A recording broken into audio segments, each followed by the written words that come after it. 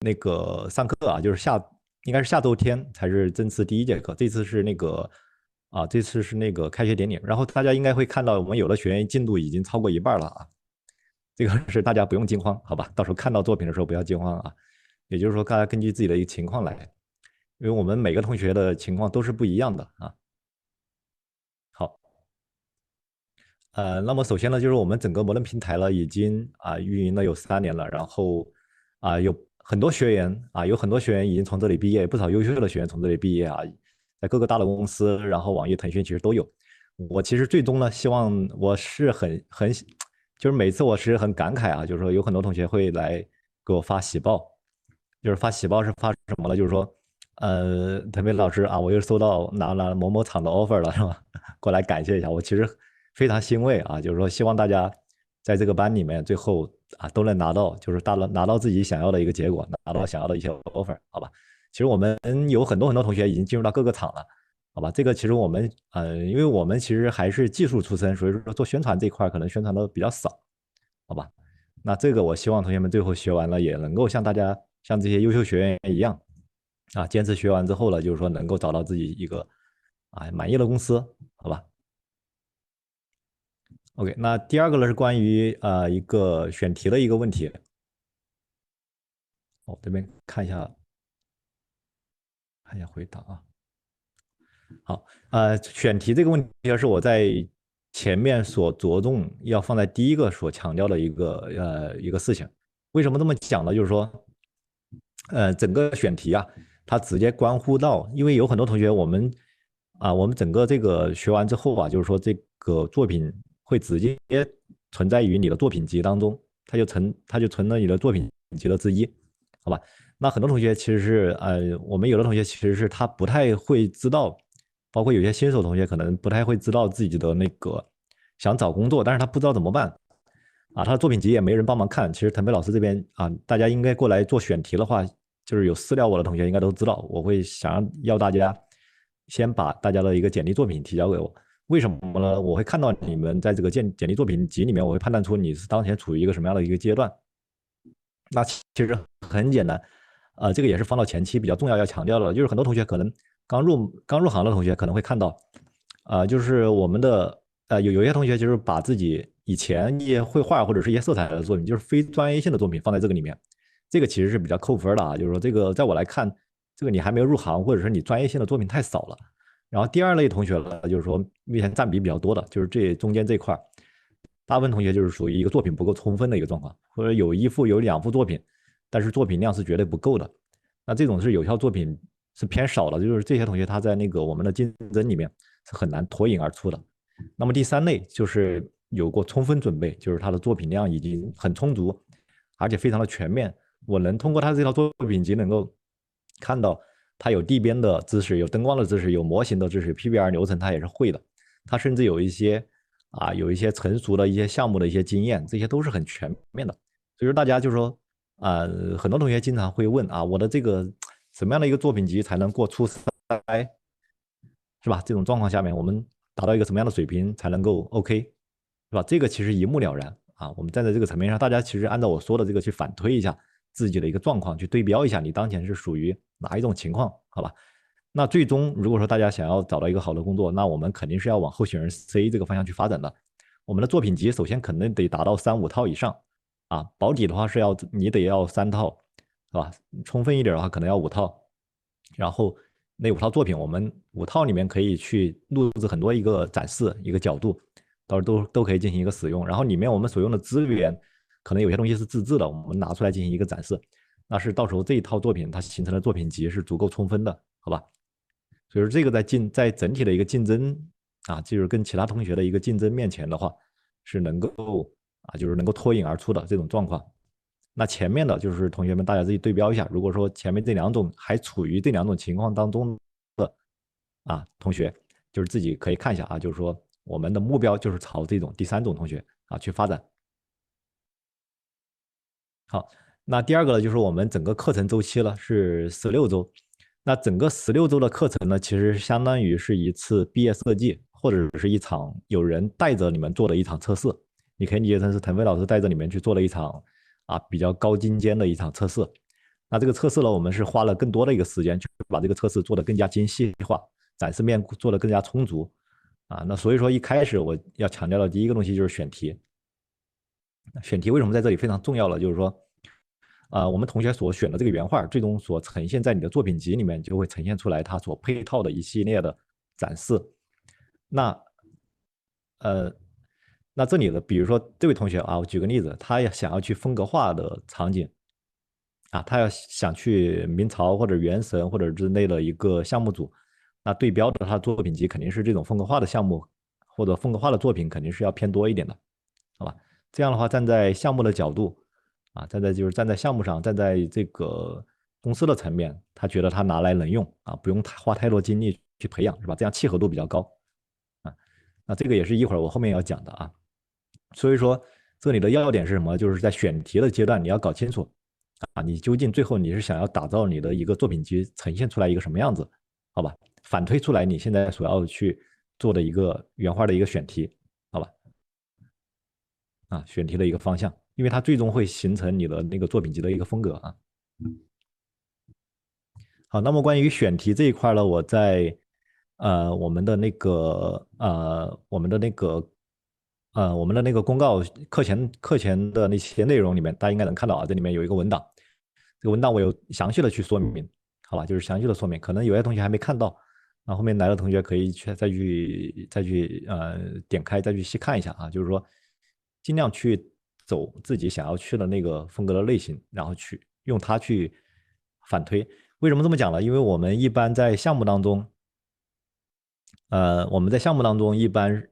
你要想我们出测试题会怎么出？你比如说我是一个 FPS 类的一个游戏的一个项目，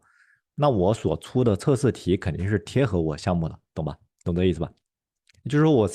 比如说我是一个吃鸡的一个和平精英的啊，举个例子啊，类似，或者说我是三角洲的一个项目组，一个项目组，那我不可能给你出一个原神的测试题，对吧？所以说，因为我要考验你的能力，肯定是偏写实啊，或者是偏 FPS 类的你这块相关的一个经验啊。所以说从这里倒推了，就是大家一个选题思路，这里一定要清晰啊，就非常重要。好，那这里前面所说的这些啊，就是说前面就说的这些，就是这是关于入门的同学啊，就关于入门的同学，我们所要准备的整个简历、作品集，这里作品集要去怎么去准备？首先你得有3、5套作品，然后呢，你要保证除了你的地边啊或者专业性的作品之外，你还能够延伸出来，能看到你其他方面的一个能力。这个就是我之前所说的，就是你得有一个倒梯形的一个人才啊，你是这种倒梯形的人才。梯了就是说这条竖向的这个梯了，你是有拔尖的啊，就是说你地边，比如说你整个简历集里面有7层展现的是你地边的内容，那说明你在地边里面是最拔尖的，好吧，在地边里面是最拔尖的。然后横向的你在模型里面，模型虽然说你做的不是很出类拔萃，但是呢，你模型也是会的，PBR 流程你是会的啊，ZB 雕刻你都是会的，或者说做的也是可以啊，能够及格，这些都是 OK 的。因为这一块呢，我们作为地边同学来说，后面它是配合，好吧，就是说你要能够掌控外包人员，或者是掌控这些配合你的同学，你要知道啊，他们的这些模型，你要知道这个东西你拿过来改的时候该怎么去调整，好吧？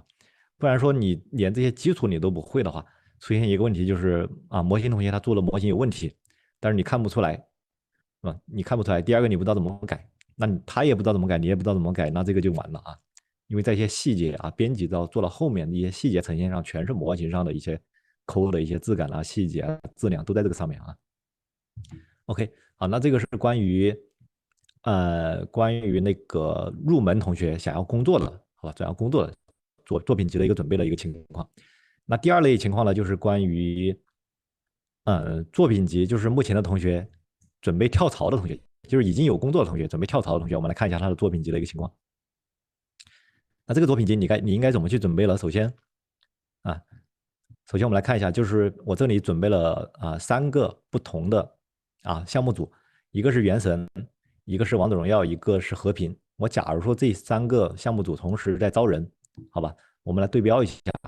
那么候选人 A， 这是他的简历作品集，能看到吧？他的简历作品集里面基本上全是风格化，有少部分写实，好，你觉得他这上面对于上面3个项目组来招聘这个人的时候，啊，你觉得他的契合度能达到多少？啊，那这个是对于原神来说肯定是100%契合啊，他就直接招过来就能用啊，这些项目是完全贴合了，做的内容风格也是相搭配了。那第二个候选人 B，候选人 B 了，他的作品集里面80%全是这种 MOBA 或者 SLG，或者这种45度的这种场景，好吧？那这种情况下面，你作为一个原神的一个招聘组，如果说拿到同样的拿到这2份简历啊，同时间段我在招聘的时候，我要招聘这么一个岗位进来，我拿到这2份简历的时候，我肯定是优先选 A 呀、是吧？我说的是在能力情况一致的情况下，在大家投简历，然后你跟你的竞争者这种情况下面，你要明白你当时就是你的目标是什么。然后第三个情况是做 FPS 类的游戏的一个候选人，他的专精方向就是 FPS，他的目标很明确 FPS，所以说做的一些场景都是一些写实类的 FPS 的一个方向。那这个对标呢，就是大家很明确就能看出对于跳槽或者是对于高级的同学来说，我们的简历级的打造尽量做到适配，好吧，尽量做到适配啊。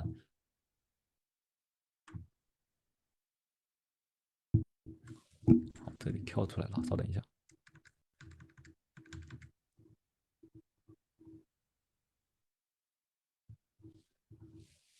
那这个就是我在这个阶段想说的，就是说不同的同学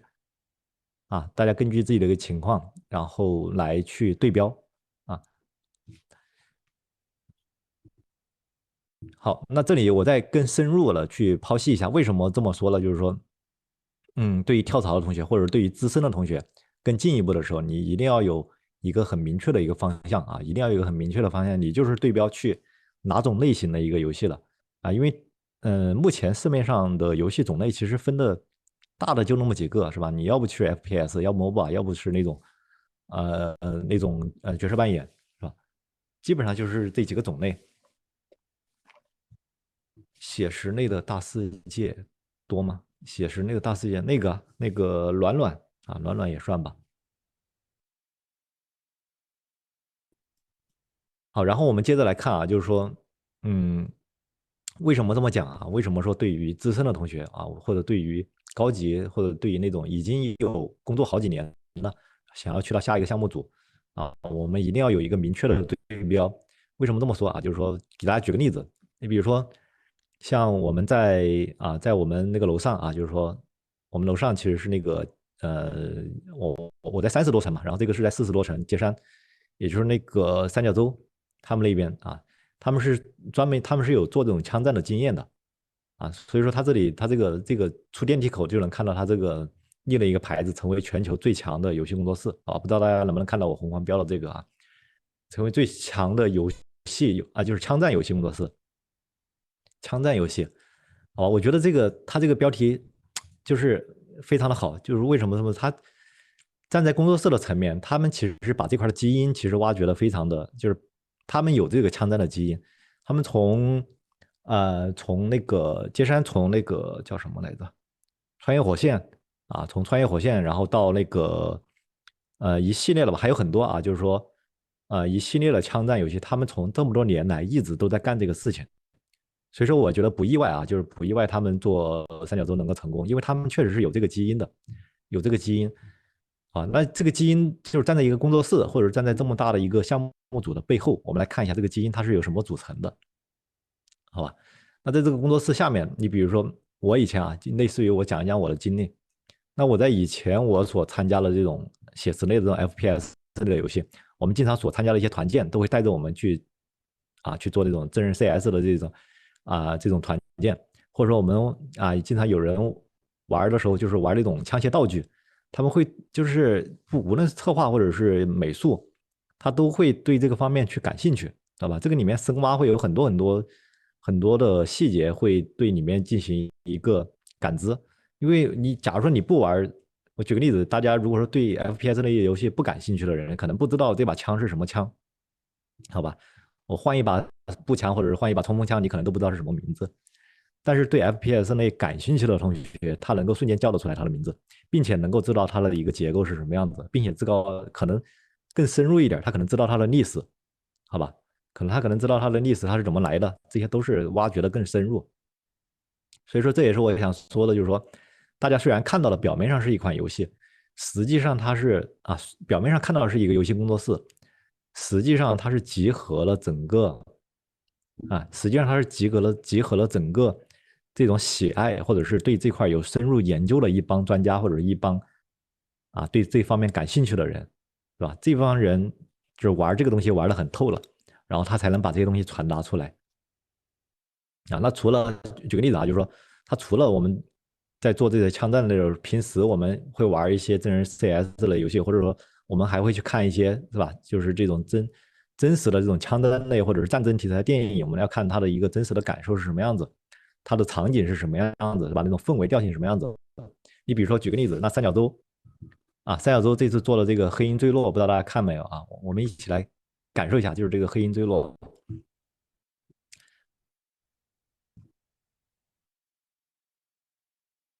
好，这里有个视频我们来看一下。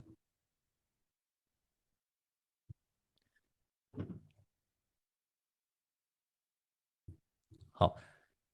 上面呢是三角洲游戏复刻，那下面呢是黑鹰坠落。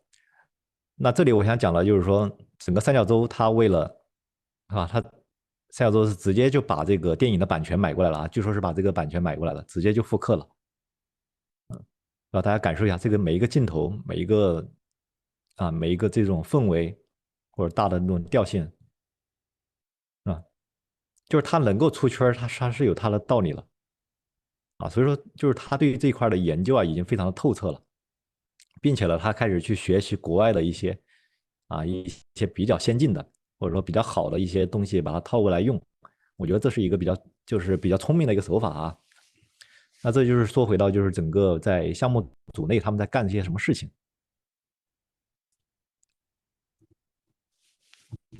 好吧？所以说，那你要想站在这个角度，就站在这个项目组的这种角度来思考，项目组他肯定想着把这个游戏做到最好，是吧？就是前面所说的，他要成为全球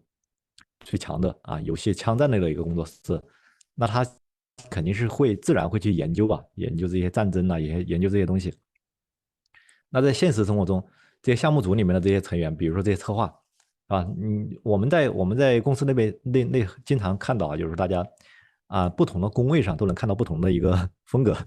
有的同学会很喜欢这种枪的，他会囤很多很多这种枪械，甚至有的同学会因为我之前去把玩过这个同事的这些东西嘛，他们很有意思，他们会把这个玩具枪他们自己会改造，就是在网上其实有真实的这种配重因为这个这个不能太深入就是说简单聊一下，就是说可能会有那种真实的那种配重，就是会换他会换那些东西，换了之后就是让你感觉它是一个真实的，只是重量上重量和材质上感觉是真实的而已，但是它其实还是一个玩具好吧？所以说这就是玩到更深入了，对，玩到更深入的地方。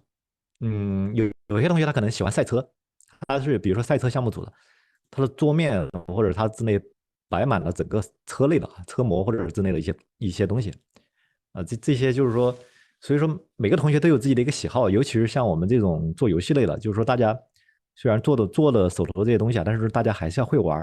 好吧？我们要学会去玩一个东西，并且把它玩得很透彻。你要玩的就是说，甚至你能玩出一些理论来，把它研究出来，好吧？这也是站在游戏角度上，作为一个项目组，作为一个产品，它是希望你们希望我们这些员工能够更加深入去了解这些东西了。OK，好，这个那么这部关于这一部就是说这个三角洲里面有专门去讲了这个它的枪械篇的一个研发的一个记录，感兴趣的同学可以去搜索了解一下这里我简单看了一下，就是我的思路，我大概能猜到他们能做什么事情，但是我往里面看了一下，我没想到他做的这么深入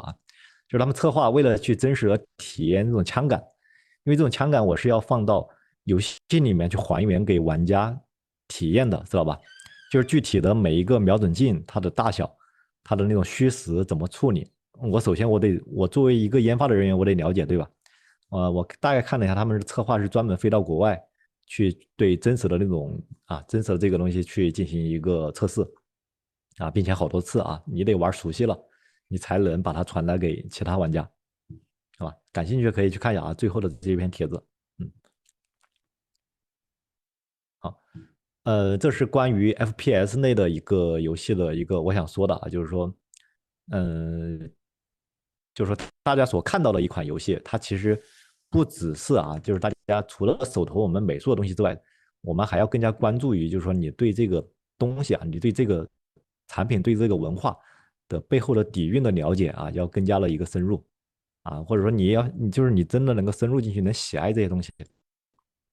那跟大家再讲一个我在以前的项目当中我所经历的另外一个啊，另外一个就是我所经历的一个项目是我的世界。在我没去这个项目之前呢，其实我当时觉得，哎，这个站在美术的角度，我觉得这个这也太就是太不符合我的美术调性了吧？我们美术肯定是越往那种越牛逼，或者是越就是高大上的东西里面去走啊，是吧？那我去做一个像素，那有什么好做的嘛？好吧？但是我后面我觉得我想简单了，我没去之前，我觉得它就是几个像素格，我去了之后，我研究出来，我才发现，整个的我的世界它的风格，它其实这种像素风格其实源于那种印象派啊，不知道大家这里我忘记给这个了。啊，就是印象派日出或者是睡莲，还有那种像那种梵高的这种画，他们其实都有异曲同工之妙，好吧？因为它其实都是用了偏一些写意的一些手法，或者说啊、呃这个我谈到后面一会儿跟你们讲啊，就是说人脑里面其实有一部分 bug，就是说我们它会给你留足一部分想象空间，让你会觉得这个地方更加美好。好吧？所以说我真正体验了这个游戏之后，或者我玩深入进去了之后，我发现这个游戏真的是不得了，它能成为应该是全球第一吧？我记得是排名是不是全球第一来着？第一还是第二来着？啊，这个游戏它能成为就是国外版的，我说 Minecraft MC 啊，它能成为国际版那个，它能成为全球第一、第二的这个游戏，它是有它的一个能力的，真实的有它能力存在了。当然这里面还有很多历史啊，就是说感兴趣的同学可以去挖掘一下。就是在 MC 里面，就是我的世界里面，有人在通过里面造了一台电脑，在这个电脑里面去玩俄罗斯方块啊，就是这这对于很多同学来说，这是一个不可想象的一个事情。为什么我在游戏里面还可以造一个游戏，是吧？但是在这个游戏里面，它真的就成为了一个可能。就是这在我没有去深入调研这款游戏的时候，我觉得这不就是几个像素游戏吗？有什么好玩的？但是真正玩了之后，我觉得真是震撼了我啊！就是说这种情况的话，我觉得它震撼我的不只是这一个东西，就是说它的红丝系统啊，就是有同学提到了红丝系统，它可以通过里面它的二进制，可以真的在里面造出电脑、造出计算器、造出工厂，很多很多东西可以在里面去造啊。它算是一个模拟现实的一款游戏了。它只是它的外皮、它的壳让人感觉看起来很简单这个像素格。但是从美术的角度，我真正调研了之后，发现它美术并不是那么简单。它的美术、它的设计是需要先去做一个设计，设计之后再去按照这个风格去提炼这个风格去提炼。为什么它一个头只留了8层我记得是8乘6吧，还是8乘几这一个像素块？你要想想，我们的所有美术风格只能在这几个像素块里面去操作出来，是非常非常难的而且最终给你凑合出来形成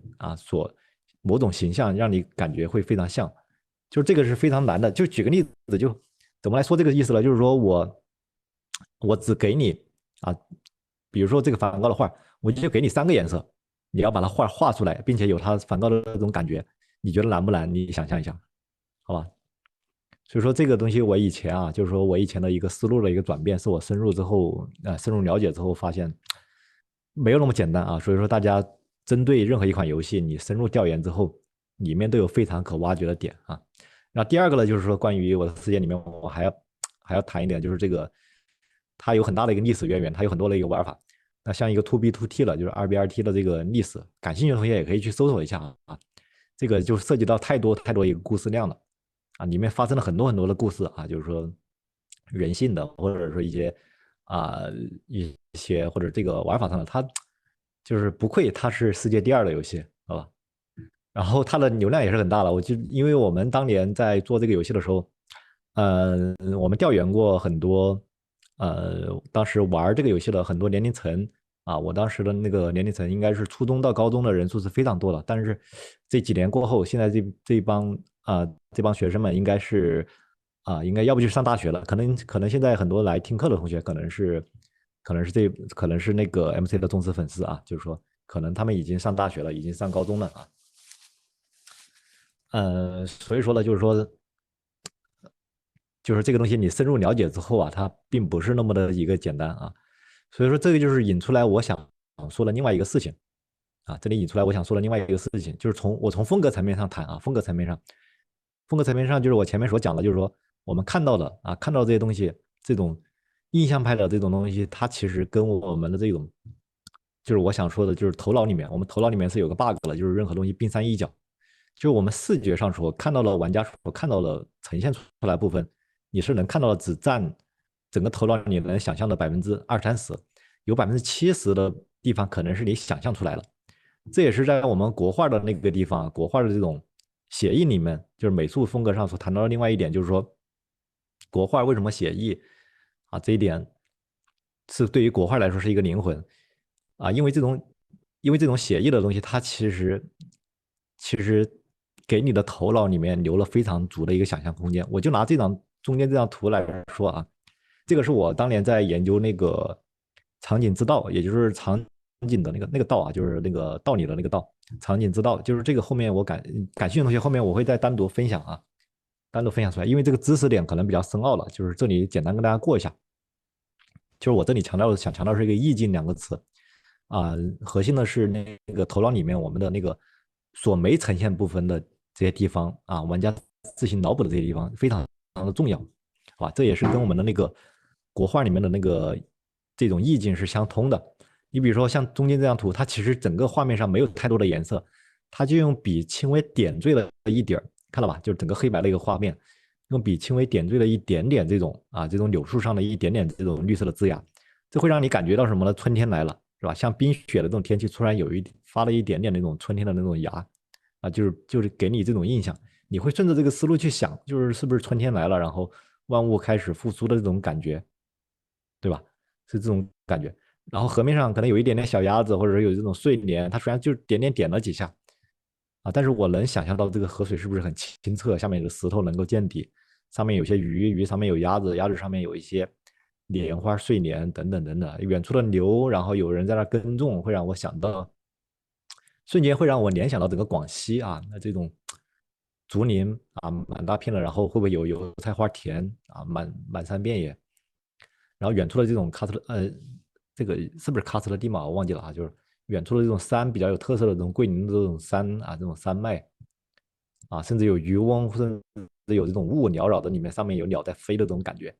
大家想象一下这个意境，这是我通过这张图里面去剖析出来我的左右两边的参考图是我想象出来的画面我只是用这种图去给大家标记出来了。那中间呢是这张国画它虽然很潦草的几笔，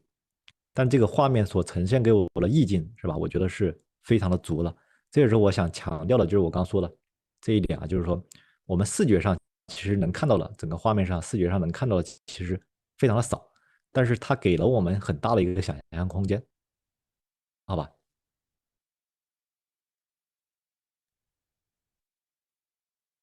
好，那这是关于画面风格的就是关于画面风格里面所要讲的。这个呢，我后面单独因为这块知识点可能比较多，后面单独给大家去聊一下。好，那我们话题又收回来前面我们刚刚讲到的就是说我通过两款游戏就是说让大家了解到，就是说我们可能不只是于就是说大家在做整个作品集的时候，我们其实大家除了以后就是除了说满足你们手头的这些作品集要做好之外，以后我们要去更加深入了对于跳槽或者我说的是对于已经在行业内工作几年的同学来说的话就是说你们要有自己的一个就是自己的一个专精方向，然后要能够在这个方向里面去深挖，然后去找到自己的一个特色，能够在这个里面去更加的去喜爱这个东西因为你玩的只有你玩的比别人更加专业，玩的比别人更加专精你才能成为这个领域的领袖，好吧？因为这样的话，你是成为专家之路的这个必经过程好，那我们来聊一下关于第三点，第三点就是我们整个时间的一个精力安排这块比较重要啊，就是说，我们来了很多同学了，因为情况不一样，我前面也讲了嘛，我们有的同学是在工作，因为平时晚上可能周一到周五晚上还加班，可能星期六也要加班，然后上课的时间呢，他可能只有周天的时间来做作业，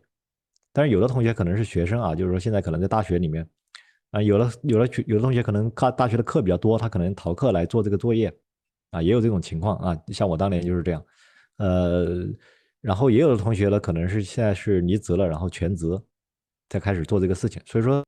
关于时间精力的安排这块，我可能想跟大家聊一聊了，这块比较重要，就是说每位同学大部分同学可能现在还是在工作中，或者是有其他的时间一个占用啊，你比如像我这种情况。那在于我来看，就是说我只举个例子啊，就是说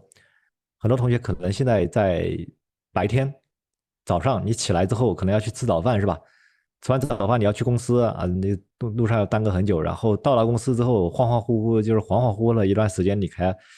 然后整个时间过渡完，就是你要过渡完，你才能够去精力才能够集中，才能够做这些事情。那中间可能有人把你打乱了啊，给你来了个电话，或者是广告给你打了个电话，或者是你的领导过来给了你两个反馈，这种都是非常非常经常容易发生的一个事情。那这里我标红的就是我们的真正的一个高效的时间。这个高效时间什么意思呢？就是说，那我们在这个里面，我们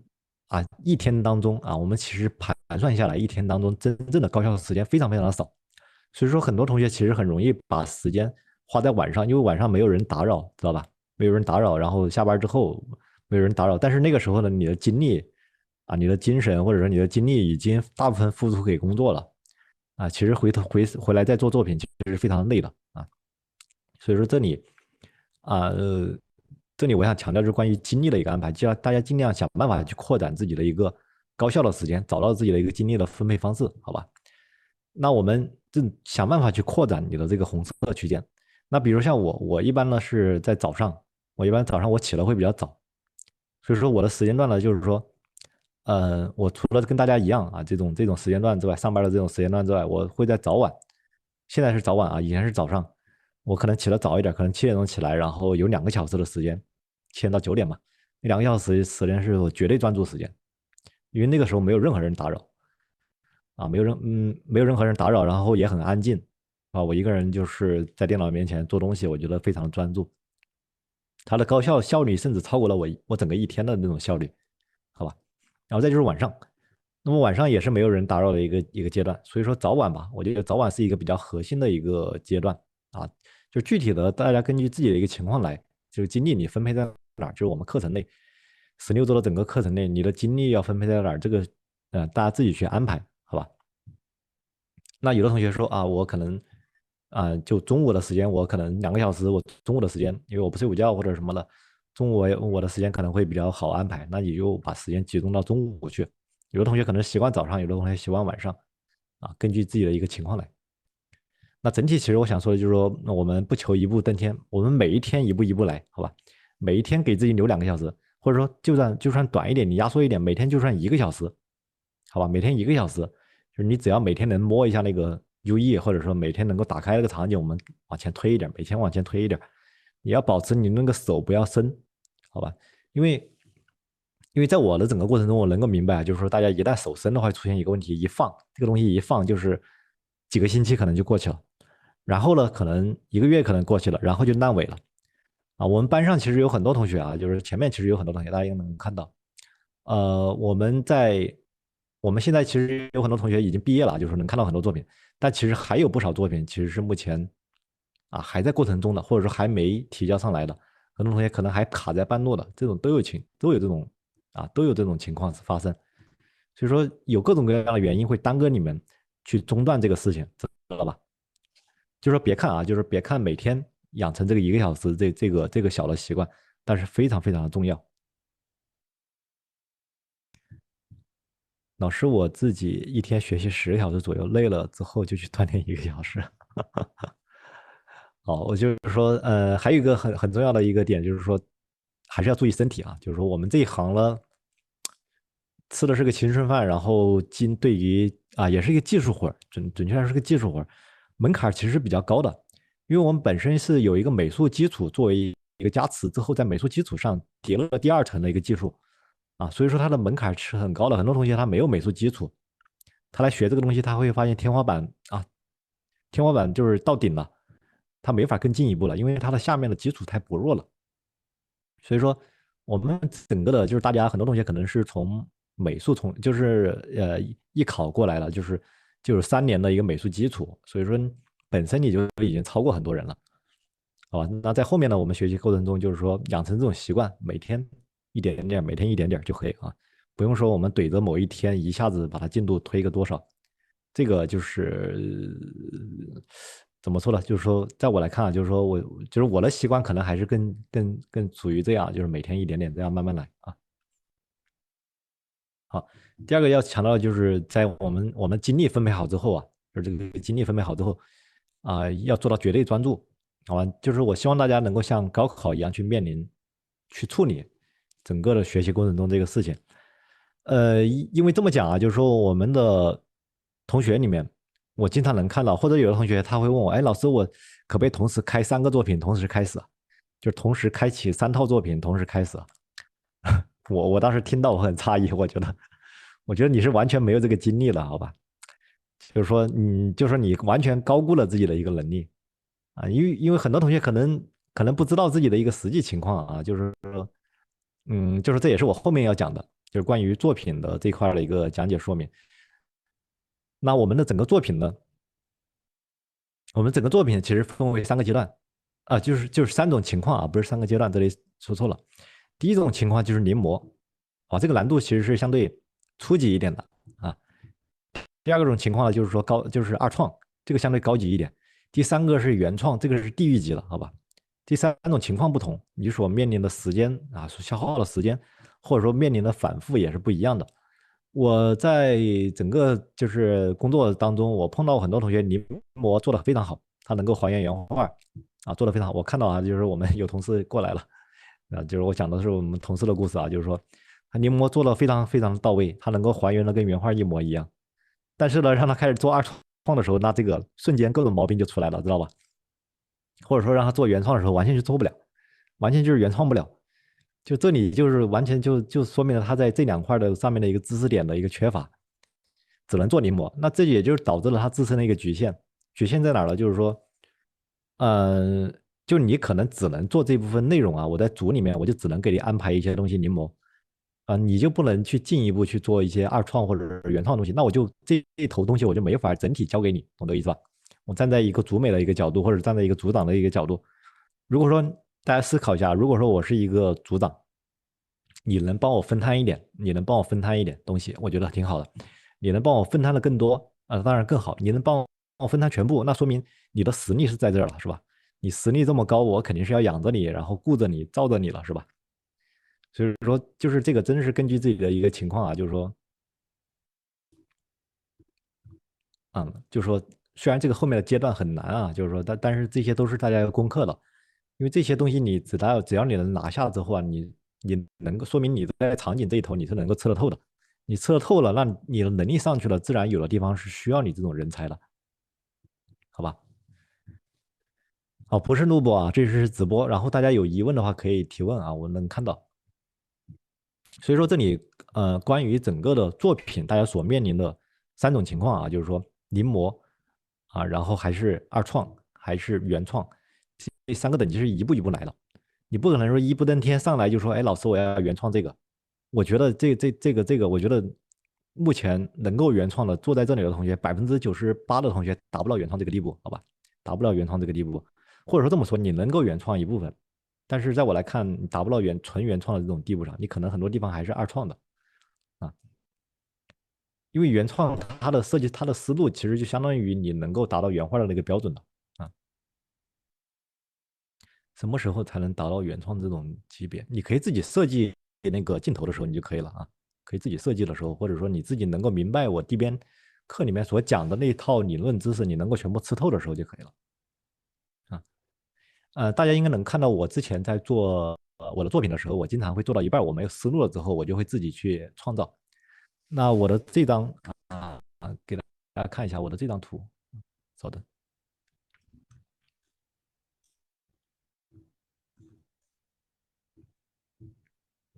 我的这张图啊，其实是纯原创的，就这张图是我自己画的啊。就是说我虽然说以模型作为了基础，它的核心是什么呢？就是这个故事跟大家聊一聊。我当时是在做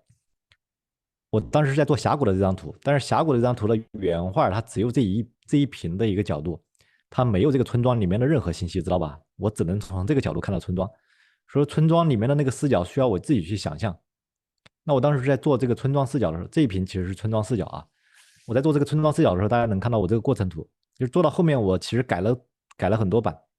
改了很多版。那改到这一版的时候，大家能看到我用画笔去画了一下。那个时候其实是当时编到后面发现思路卡在那儿了，所以说我开始做原创啊，我自己去把这幅原画给完善了啊。就是大家如果能够达到这种程度，就是达到某一个需要原创的阶段，你完成不下去了，你能够想办法把它搞定啊，能够把它弄出来，那这个就是我觉得你能够达到这种啊，就是达到这种地狱级的这种实力，好吧？这种也是啊资深或者是专家以上的级别啊，就是说可能需要很多时间的一个磨练啊。老师能够回答一下我的问题吗？好，我看一下啊，就是说有同学提问，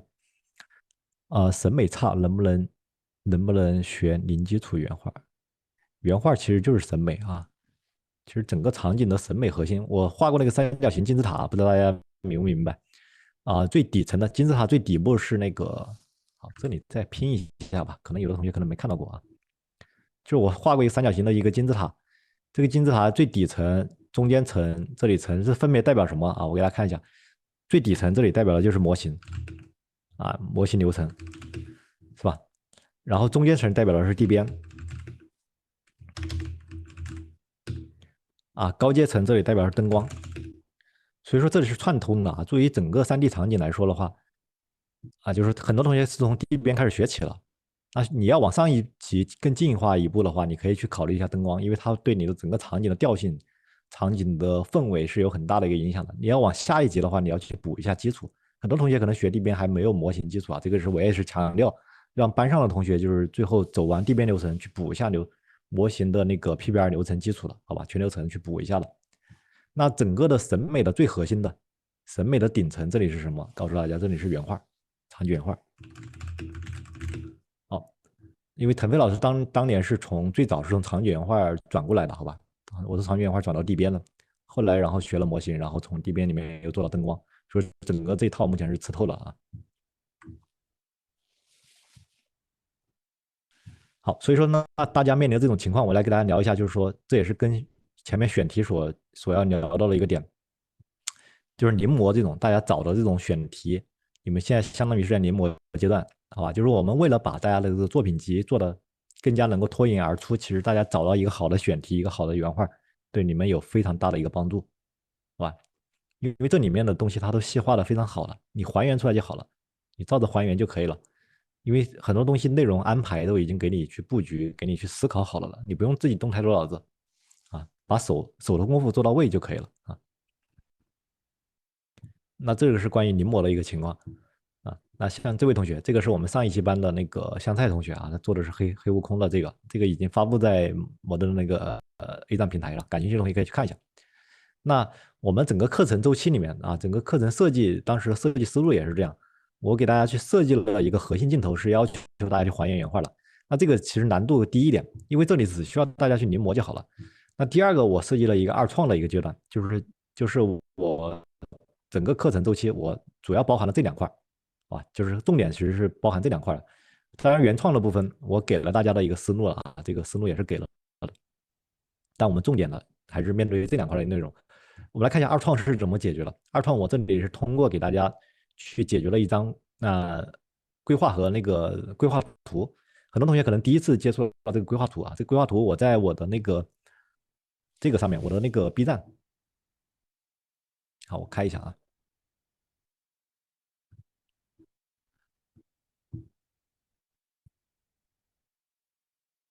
好，感兴趣的同学可以去看一下，我在 B 站上我单独出过一期视频，这期视频我就是单独去给你们去解决你们二创的这个问题了，就是我单独去把这个规划图作为一个福利吧，就是分享出来了并且讲的非常细致，这规划图做什么用的，这里就是这个视频，感兴趣的同学可以去看一下啊。就是我们是通过这张规划图去解决大家的一个二创的问题，也就是通过这个模板，我们把二创的一个所要面临的一个地貌问题，一个规划图、鸟瞰图的一个问题，通过里面的一个构图、氛围、灯光或者更多的一个细节，去把它的一个模板规范下来之后，然后你会知道啊我们要做哪些事情，从而去往里面去套着这个模板去往里走就好了。就是整个课程呢这么设计了，也是为了大家除了在做一个单帧的一个镜头之外，我们能够去二创一部分地方，知道吧？二创一部分区域。所以说大家能够看到这位同学啊，我觉得他是比较典型的啊，就是说，呃，就是因为原画只有这个镜头给他，那他在做这个镜头的时候，除了还原我们把它落地之外，然后还从这个地方走进去之后能看到这个远处的，包括近处这些地方，相当于一个二创的一个场景啊。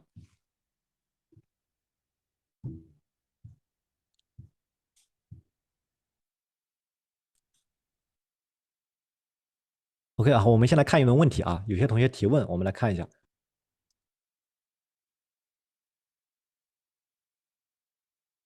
好，看一下内部同学的一个提问。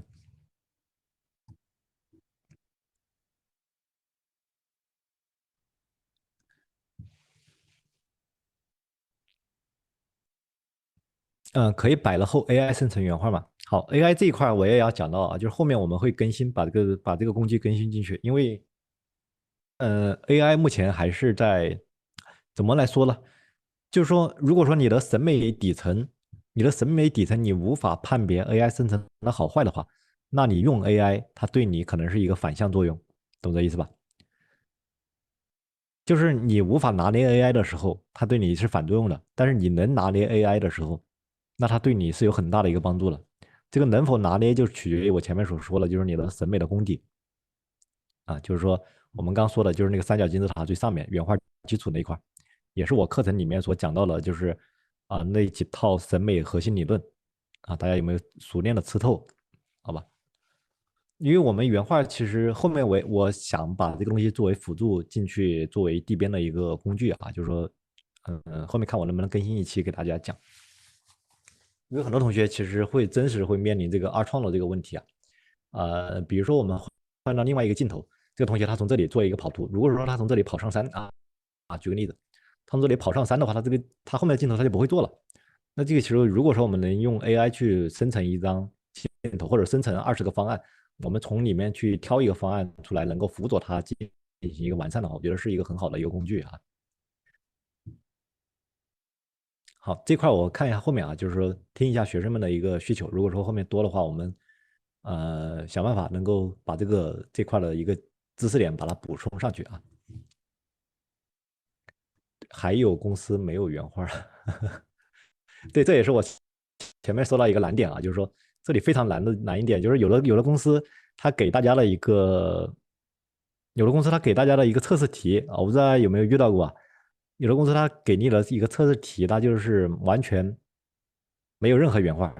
它就是几段文字，知道吧？这个对于你们来说做测试难度非常大的啊，就是说没有经验或者说很容易很多新手就会在这个阶段直接就被劝退了。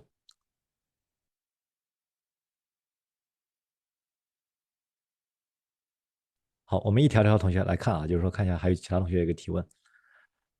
嗯，老师，我是模型审美差，基础弱，学原画能够提升审美吗？场景系统里面东西要学的内容太多了啊，我觉得你先一步一步来，你先把一个东西先吃透，好吧？这位东八区的这位同学啊，前面我刚画的那个三角形的知识点是吧？三角知识点这些太内容太多了，你从一个知识点先出发嘛。你比如有的同学我说了，你从地边出发了，你往下走，补基础补模型，你往上走补灯光，等你所有的3D 的，你先把这些基础的东西吃透了，你再去吃原画也是可以的啊。你不能说你本身的自己的东西都还没掌握，你上来就这也想要那也想要是吧？不可能那样一步登天的啊，内容工作量太大了，那都是好多年的积累啊，好吧？像这位同学，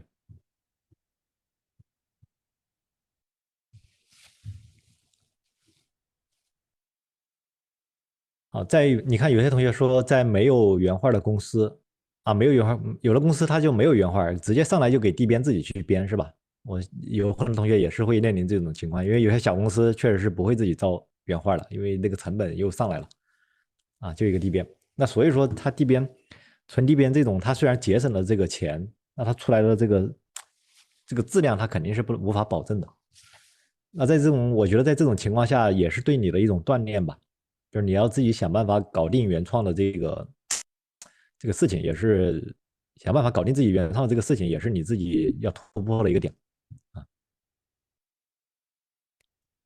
当然，你真的后面你能把这个事情啊，把原创这个事情搞定，能吃透，而且能够去把这个场景不需要原画啊，就你一个人，你做一个 DB，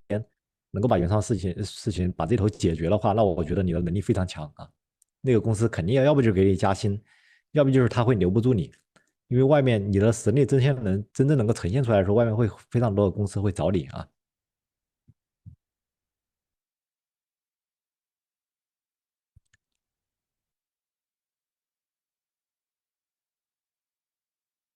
好，有同学是不是后期要学一下场景设计？好吧，就是我刚强调了一个点，就是在这个三角形基础之内，我们先把这些场景3D 的内容先吃透，好吧？就是说地边、模型流程以及灯光这些全部吃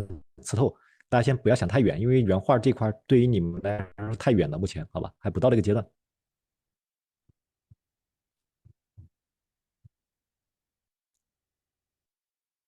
场景概念和场景原画区别大不大？场景概念的话，它概念设计的那种更加怎么说呢？它只是一个思维上的，就是更加前期一点，可能一些很潦草的一些，给大家看一下吧。我觉得有一些概念的图可以给大家聊一聊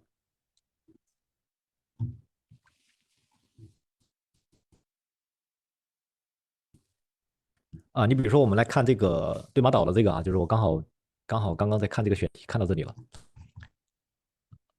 我们对马岛的这里面有一些概念图，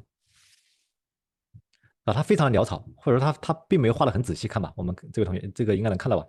它这个雪景里面，它甚至对面都是一些山体的层次都没有勾勒的很清楚，但是我觉得它整个氛围已经到了啊，就是这种就是概念。然后我们再看一些更潦草的啊，一些更潦草的一些概念图，这些我觉得这些概念还算画的比较细了。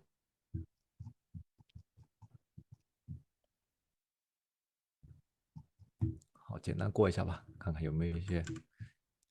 啊，你看这个，我觉得就已经很概念了，看到没？它这个在芦苇丛中，然后出现了一个这个叫什么来着？鸟居，在整个芦苇丛中出现了一个鸟居，就它的感觉，它的大的氛围，它的调性都已经基本上有了啊，这就是纯的那种概念图，核心还是表达了一个思路，就是它通过很潦草的几笔表达了整个环境呢，它是在芦苇丛中突然出现了一个鸟居啊，它的甚至芦苇丛它都这些没有刻画的很精细，好吧？所以针对这种概念图啊，我们再看一个，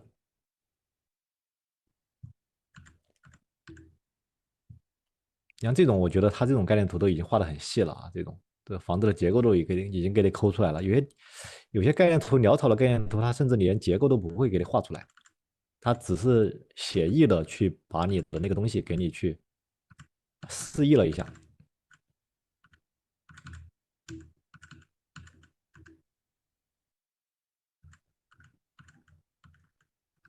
啊。你像这些原画都已经抠的非常细致了啊，这些都已经可以称之为美宣呐、或者是设定图了啊。这些你看这些美宣图的话，我看里面的细节都已经炫的非常非常的仔细。这些都可以直接啊，这些设计图都直接可以去拆这些部件，拆完之后发给3D 去直接去做了，做了地边去把它放进去，就可以能够还原出来了啊。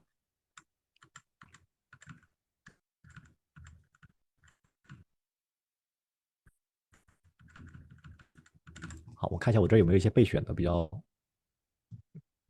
较概念的一些图啊，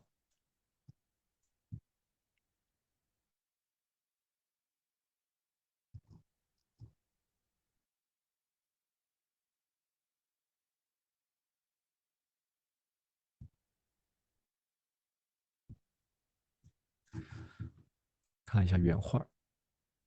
场景原画。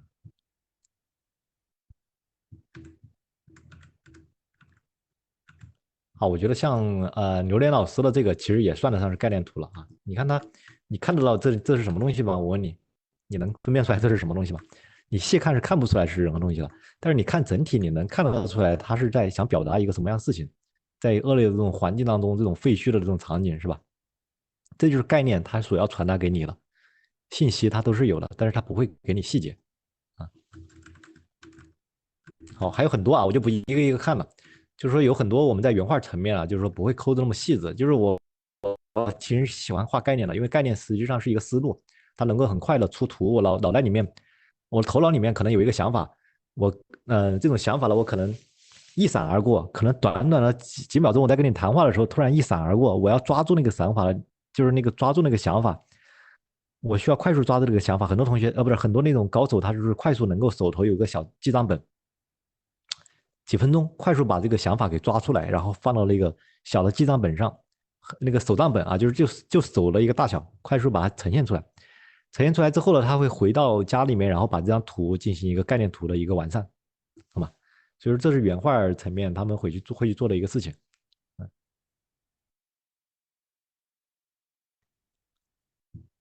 哦，看一下还有其他同学的一个问题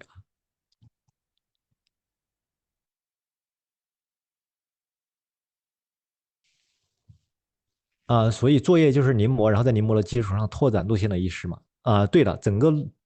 个的我们的课程的流程是这样啊，就是说课第一个是临摹，第二阶段是二创，然后可能会涉及到第三个阶段。我这个是根据同学的一个实际情况来的，好吧？你们根据自己的一个实际情况来。如果说你已经达到了二创的地步，你想原创的话，你会在你的整个规划图上能够体现出来，我能看到的，好吧？当然，有的同学就是不要高估自己的情况啊，不要高估自己的实力。我们保底是要把临摹的东西先做好，然后再次突破，我们把二创的东西能够做一些出来。如果说你在二创的阶段你也能够做得很好的话，我们把原创的东西稍微再体现一点那样的话，只有文字测试题能拿到元素相似的原画去做吗？是需要的啊，这个是需要的啊，就是像这位同学提问的。只有文字的测试题能够拿到相似的原画参考去做吗？这也是原画很重要的一个点，就是说原画在做任何事情之前，他们也是要去找参考的原画在做事情之前也是要做设计之前也是要找参考的，不是平白无故的。这就是跟我们做任何事情之前，你要先去找对标案例啊，它不是凭空出现的，对吧？它是要去找对标案例的。嗯。所以说整个原画的流程也是这样，就是我举个例子就是说我在设计一幅图之前，我肯定要去调研那个地方。我在设计一个沙尘暴沙漠的场景之前，我肯定要去调研大量的一个沙漠的情况是什么样子，然后把这些参考图集合到一块儿，最终去把参考图里面的一点元素跟三里面的一点元素最后拼凑起来，达成一张我自己的一张图，懂吧？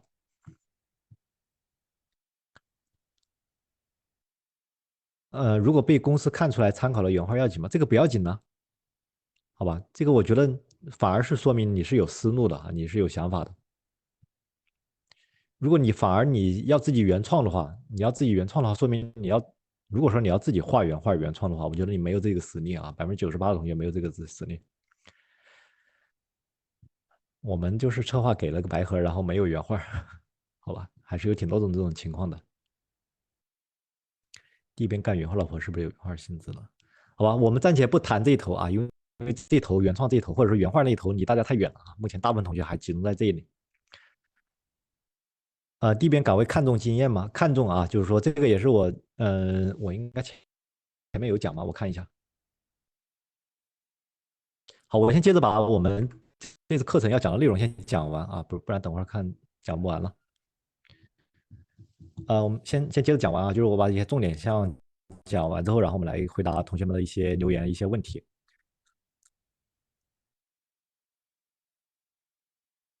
嗯，好，整个课程设计思路就是前面谈到了，我们整个课程设计的思路就是大家要先保证有一个主体的一个对标核心镜头，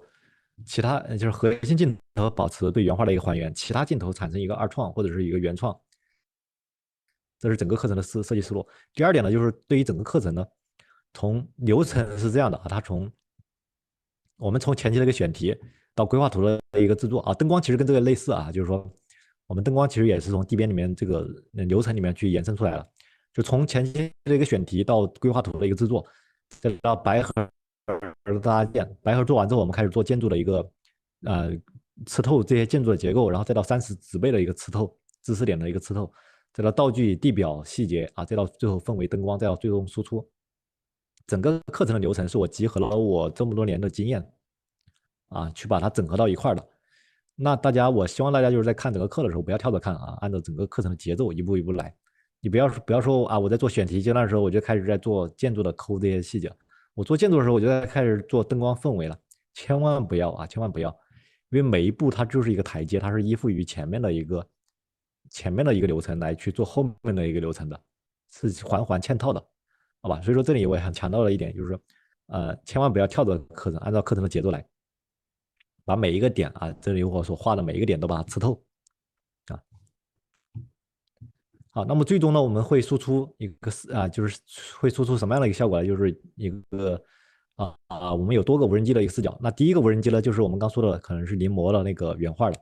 第二个镜头呢，可能就涉及到我们一定的二创了。第三个镜头可能是涉及到一定的原创了。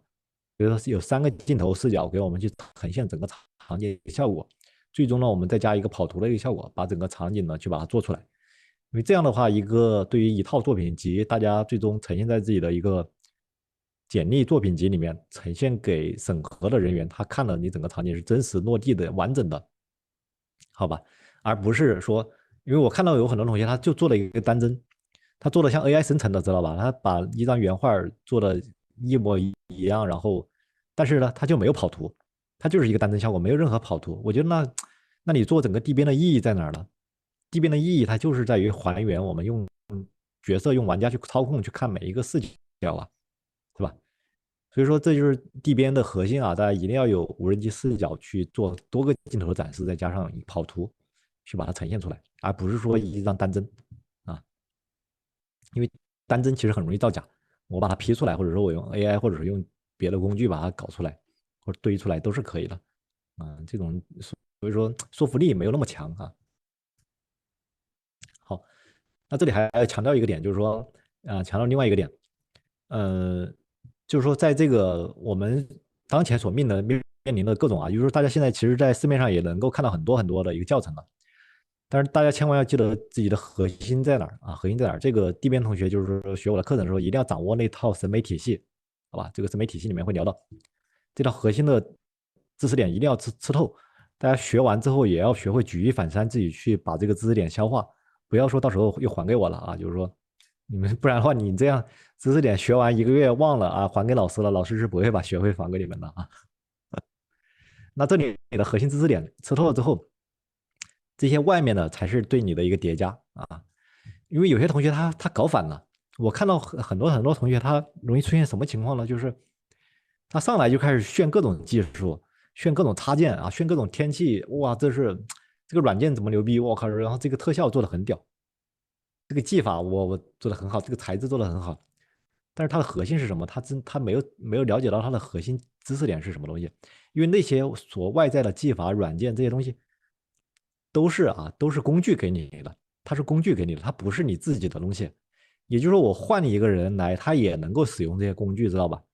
但是核心的审美、核心的这套知识体系，你能拿到吗？大家有没有思考这个问题？是吧？就是市面上有很多人教软件啊，我 3D Max 学会建模养活自己是吧？是不是很多这种？所以说你一定要了解到就是说这些技法、这些软件以及这些工具都不是我们最核心的东西。我们最核心的东西，我在课程内有讲有讲这个大家在学的时候用作品去把我们的核心的能力去把它体现出来之后，再去重复去使用去消化。这是第一个关于核心的一个能力，大家一定要去了解了就是不要被一些技法或者不要被一些软件花里胡哨的东西给炸晕了就是说那些东西在我们审核者的眼里来说，那不是你的能力，反而我觉得是你没有这个能力，你用这些东西，你用你用外在的这些东西，反而你在掩盖你的核心懂吧？我们是能够看出来的毕竟我们是审核过那么多的简历，那么多的作品有好的坏的，我们其实都能看到然后第二个就是关于误区了，就是说很多同学在做选题的时候，或者很多同学在做作品的时候，容易陷入一个误区，觉得做的越大越宏观越好，其实并不是这样啊，就是说大不等于好，好吧？就是做的宏观或者做的你铺的那么开，它只是一个工作量上的一个差别，它只是说你的工作量从变成了100，反而有的同学他就做了一个很小的一个场景，很有意思啊，一个很小的场景做的很有爱，细节做的很到位，质感做的很突出，是吧？它是不亚于这种不亚于这种大场景的，所以说千万不要陷入这种误区，好吧？做的非常宏观，做的非常庞大，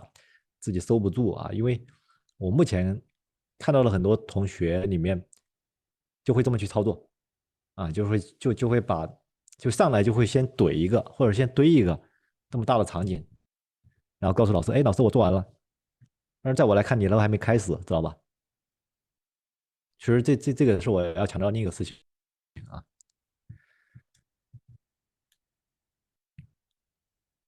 好，然后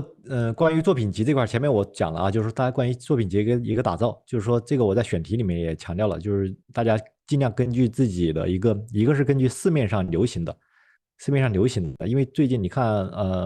这2年可能流行的那个二次元都市题材比较火啊，我们以前从二次元开放世界那个原神的这套，然后到现在的二次元都市，像无限大、一环、绝区零，然后这种各种各样的二次元的都市的题材开始起来了。所以说，大家在准备作品集的时候，也可以往这种市面上的这种热点上去靠。那另外一种呢，我们除了这种二次元的，也有写实的，像那种永劫无间，像那种烟云，像那种像大家最近能够看到那种像那个叫唐什么来着，归唐是吧？这种古风的这种题材东西也起来了，也挺多的啊。就是说大家就是往自己一定要明确，就是你的作品集究竟往哪个方向里面去打造，这个非常重要啊。就是说，好，最后再聊一点关于习惯。习惯这一头呢，就是跟大家聊一下，就是解题思路。我用解题思路这个东西来回答，因为我们目前班上很多同学可能是学生，或者说是一些学生就业了之后，还是有一些学生思维，这个思维比较线性，好吧？除了 A 就是 B，它中间它是一个，就是它的解题觉得是我不懂了，我就死磕，但其实不是这样的，大家其实从毕业之后，我们的思路其实是要开放，你要去开放。这个其实我举个例子这么去说吧，我能达到很多同学，他的学生思维非常重，他上来就是我任何东西一定要靠老师，是吧？或者说我除了老师我就没有别的任何解题思路了，但其实不是。这里我想强调，你比如说像我们，举个例子，我们在做地边我们在做地边，我们做灯光的时候，我们这些东西我们的原画、我们的素材、我们的模型，我们不管是自制的还是外包的，还是你从其他渠道弄到的，你最后只要能把这个作品搞出来，对吧？我们这些东西中间东西其实就是你的一个资源的一个整合能力。所以说，有些同学他在收集素材资源的时候，我能够看到就是说有些同学在做这个场景的时候，他收集的素材资源包，它的效果肯定是没有另外一部分人收集的资源包好。在我看来，在你对资源素材的这一块的收集的方面，这也是体现了你能力的一部分，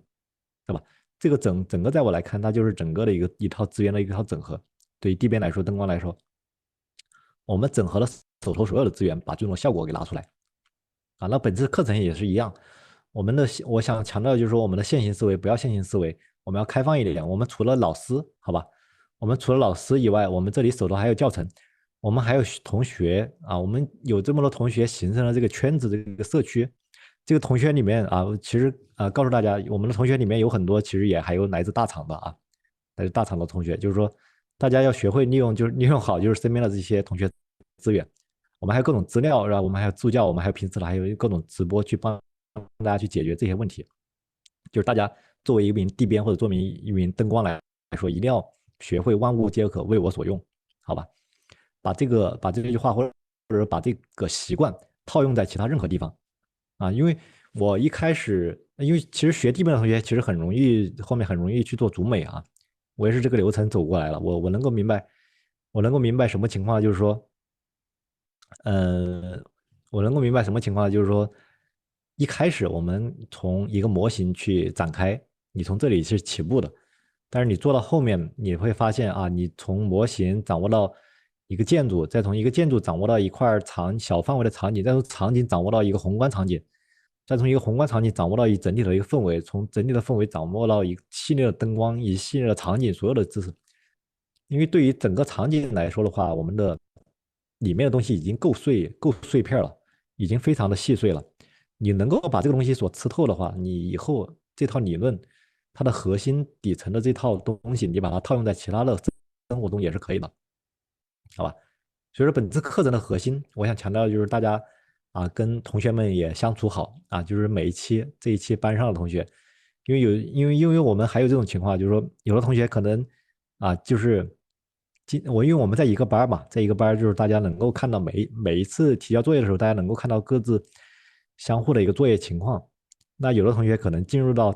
啊大厂了，或者说进入到自己想要的公司了，公司在招人的情况下，他首先就会去推荐自己身边的人，知道吧？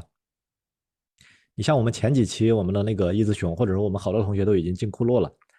啊，进了库洛之后，他们回来就是首先在我们的呃，就是在我们的同学里面去挖人，因为我们的风格太契合了，知道吧？所以说大家就是想强调的就是利用好啊，就是说大家利用好我们的身边的这些所有的这些可用的这些东西啊，那最后拿到你自己想要的结果。那其实我们最后想强调就是说，只要能出结果，不限你的任何方式，好吧？只要你能啊，前提是合理合规啊，就是说啊，不知道就是这一课可能谈的比较深入了，就是不知道大家能不能够理解啊？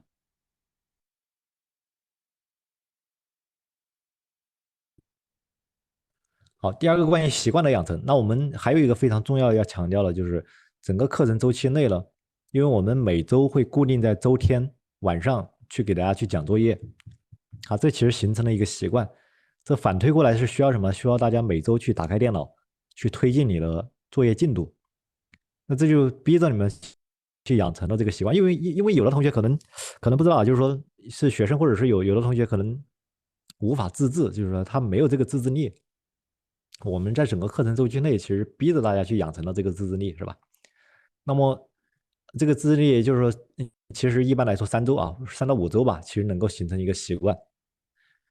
养成这种习惯之后呢，其实我们因为16周嘛，那整个习惯其实能够对你有很大的一个帮助了。所以说，在整个课程结束毕业之后啊，我希望大家能够维持这个习惯啊，把这个习惯去维持住。这就像我们高考一样，不知道大家应该有这种经历啊，就是在高考之前啊，我们是每天早上6点，晚上9点这种去学习了，非常的紧张，压力非常的大。但是在大学之后，大家会不会发现突然一下放松了？没有人告诉你接下来该干嘛，没有人告诉你接下来该学习什么，没有人告诉你方向，你想睡到几点睡到几点是吧？那有的人他可能就瞬间就躺平了啊！你宿舍里面打游戏一打4年，可能现在过来开始学我们课程，同学可能有这种情况啊，就是临时抱佛脚，马上要就业了，哇，来不及了，马上报个班，想报完班立马工作啊，就是这种同学可能也比较多啊，就是说，所以说，所以说这还是一个习惯问题。你像如果说大家能够在呃高考之后维持那个高考的那个习惯啊，一直养成那个习惯，维持大学4年，去做一些找到你的那个目标，去维持到现在的话，我相信你能够有一个很好的结果啊。好，这是我想强调的第二点，就是关于整个习惯的一个养成在课程周期内。然后刚前面再补充说的一点就是说，我们整个课程除了录播以及老师会上课去点评作业之外，我这边呢也会去补充很多辅佐大家的一个学习的一个知识点，好吧？因为大家可能有时候在课堂上对这些知识点理解的不够透彻，那我会通过一些案例啊，或者通过一些讲解，把它集合在一些地方啊。这个大家后面我写在那个群内的那个公告里面了啊。然后呢，然后呢，就是大家整个的作业周期啊，进入到7、8成啊，6、7成，7成吧，应该是7成左右的时候，我会给大家用这个啊，用这个，就是整个16周的课程结束之后啊，我们其实还有半年的周期去维持跟进大家的一个作品啊，去维持大家把大家这个作品跟进到上线为止，好吧？跟进到发布能够发布的优秀作品为止。所以说呢，就是说，呃，等到那个阶段的时候，我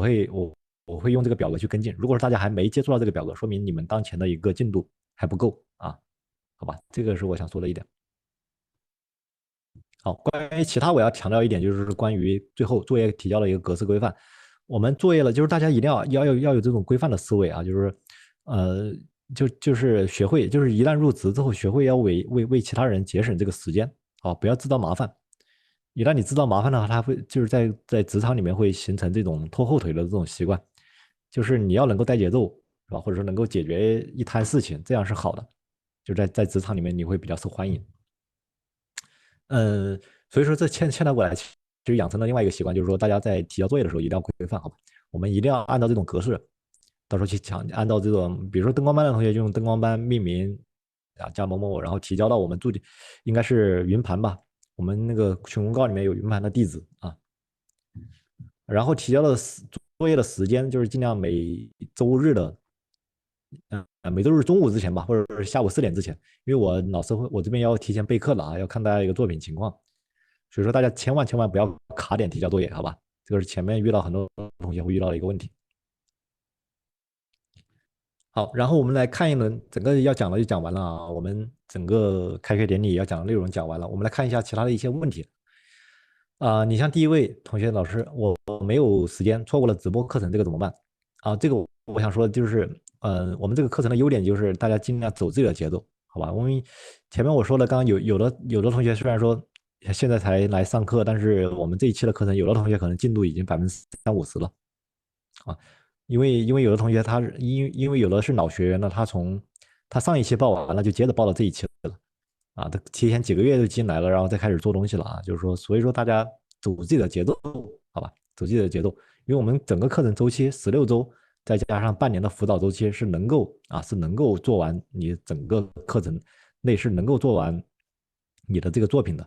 我建议大家就是说，还是在16周的课程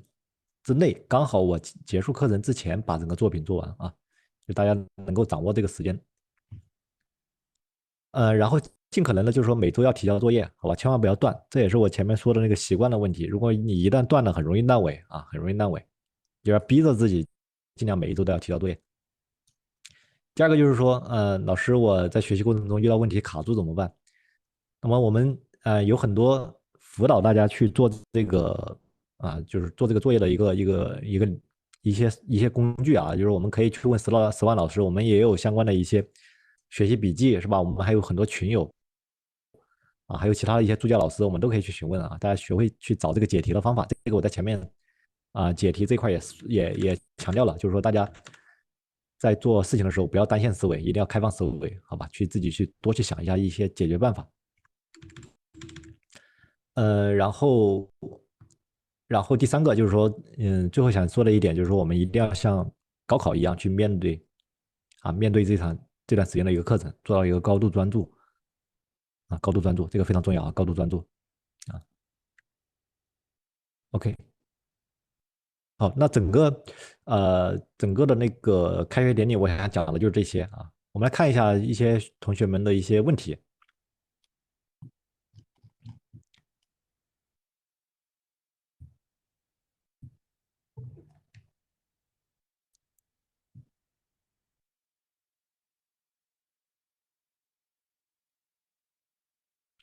好，我们来看一下问题就是说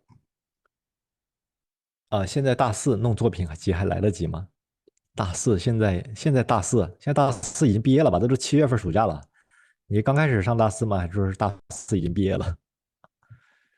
这位同学应该就是我说的前面那种情况就是说高考毕业之后，在大学其实没有目标，没有方向，很容易这样应该。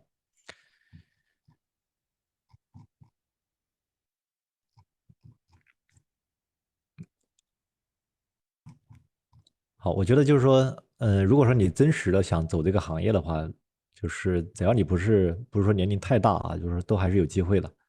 但是你得卷得过就是得卷得过我们这群，因为在我们整个社区里面还是有很多人很卷的好，我们来看一圈最后的一些问题地边岗位看重经验吗？还是更看重作品集？好，这个也是我想强调的啊，这位同学，郭巴克兰所讲的，地边同学看重经验还是更看重作品集？首先啊，这就是我前面所讲过一个理论，就是作品集是前面的一，好吧，经验是后面的零，懂这个意思吧？就是没有前面的这个一，后面的零，你再多没有用啊，你理解这个意思吧？就是首先作品集是敲门砖啊，就是作品集千万不能断，或者说千万不能烂，不能拖尾啊。如果说你的作品集拿出来都不能看，你那么多经验起什么作用呢？我问你，你都不能帮他实现这些东西啊。我招你这个有经验的过来，招你这位 DBN 或者过来是要帮忙解决我们效果上的问题了，美术上的问题了。但是你的作品没有呈现出来的能力的话就很吃亏啊。在项目中很多原画都没有，项目组有原画，都是我们自己编辑自己找材料参考图，这算三步中的哪一步？我觉得这位同学说的这个算三步中的第二创啊，二创就是第二步二创啊，甚至是刚说的第三步啊，已经开始接触到第三步的范畴了。就是你看他说会自己找一些概念图，那你就在找对标嘛，这个其实相当于是在二创阶段了。现在的工作就是拿一张非常粗糙的概念图地边，只能二次设计，这种效果不是很好。3D 里面素材加地边加灯光都是我一个人干，搞得我心力憔悴。嗯，应该很多同学目前我们班里面很多同学都是这种情况啊。我觉得你能，就是说这里面这些东西都是你一个人做，都是你一个人做，有几种情况。一种情况就是说你能啊，就是地边灯光优化都是你一个人做。这有一种情况就是，企业里面降本增效，只给了你一个人去扛这么多事情，好吧，这个没办法。然后第二个事情呢，就是你能够又好又快的完成这些事情的话，说明你是真实的有这个能力。如果说你做起来非常吃力，这些事情你一个人干的非常吃力，那说明你的能力还不到，好吧？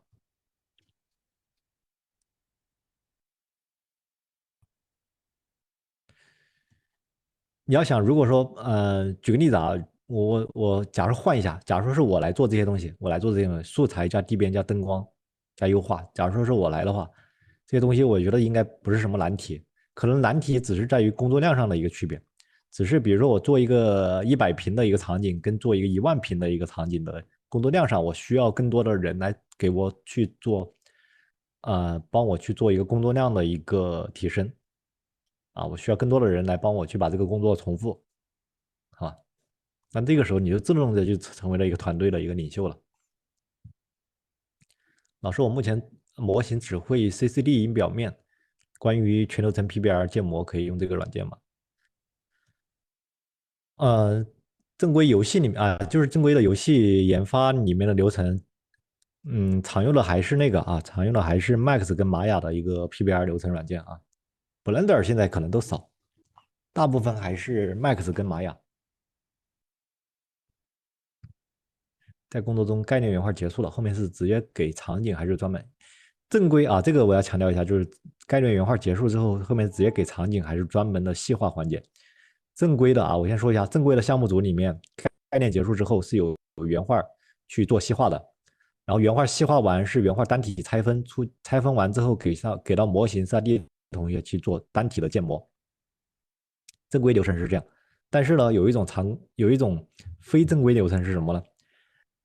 时间就给你1个月，你要把这个场景搞出来。原画概念快速可能就花了1天的时间，勾了2笔就给你地边去编去了。这种情况也很常见。这些情况本质背后说明什么？还是为了降本，好吧，降低成本，在做这个事情。这个周期哪种风格和玩法的游戏会爆啊？我觉得还是更看好那个二次元都市啊，就是说风格化的那个二次元都市，我还是比较看好的。以及那个古风的写实也还是比较好的，然后 FPS 的写实也是个 OK 的。现在就是各种百花齐放啊，我觉得给我感觉就是百花齐放，就是各种各样的东西效果越来越好了，工具了也跟上了，我们能够实现我们的想法的条件都已经齐全了啊。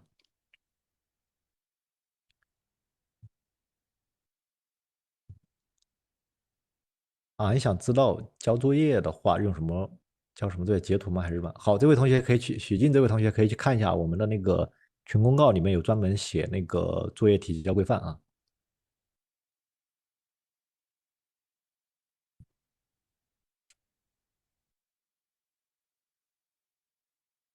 好，我们来看一下其他平台上的一些问题。作品半年后才做完，作品半年后才做完，还能看吗？是指哪方面呢？原画画的一般很少，完成度高的话，半年后还能看。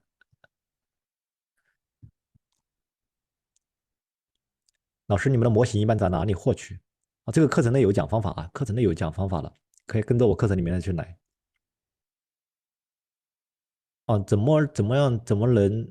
了解到自身的审美的高度与位置？常常觉得自己的审美有问题，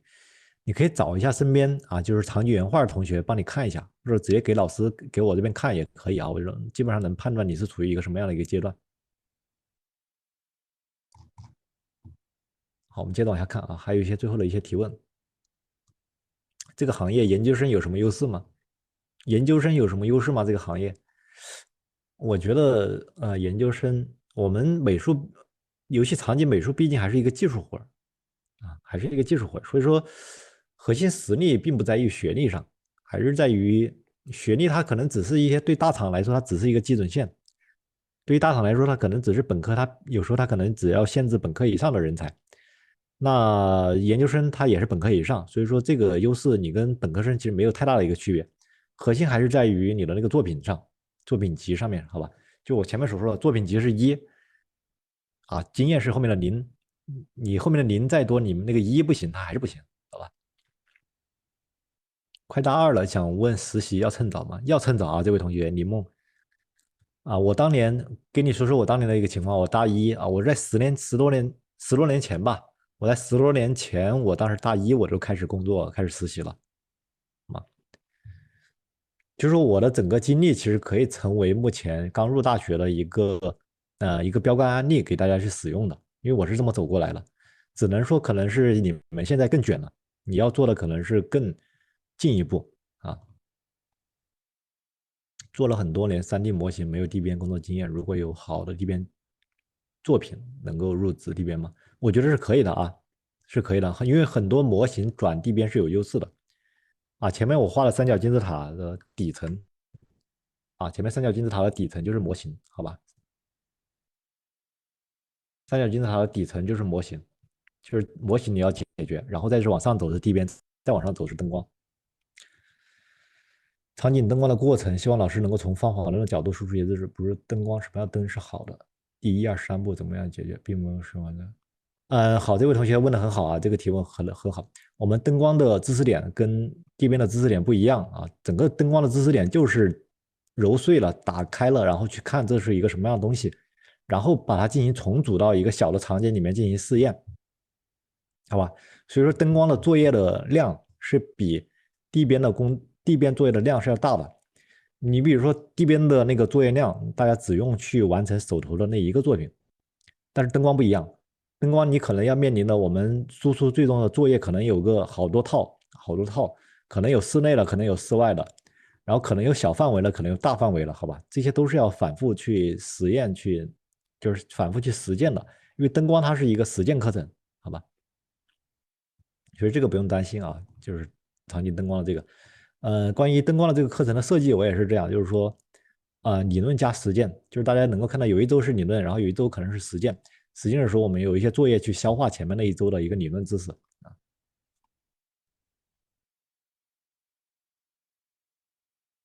想问问全职做课程内完成的课题，开第二个课题也有辅导吗？好，我们整个课程周期内只辅导一个课题啊，整个课程周期内只辅导一个作品。我们这边建模比较弱，在原画中存在的一些特殊没有办法实现。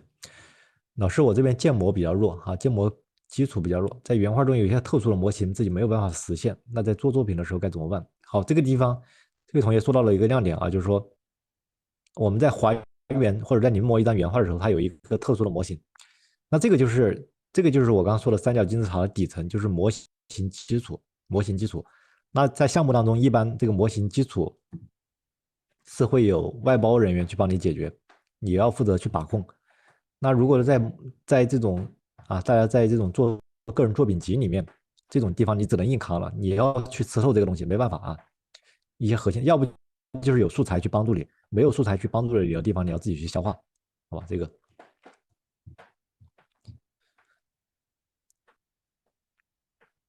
然后我给出的解决办法是这样，就是说你在做地边的时候，模型也不能丢，你的模型流程最好也是要去能够去学一下的啊，就是说，因为做到后期地边做到后期抠细节阶段全是模型，好吧，全是模型材质贴图，就是你早晚要去过那个坎儿了，只是你要拖到后面的话，你拖的时间越久，它过那个坎儿的时间也就越久。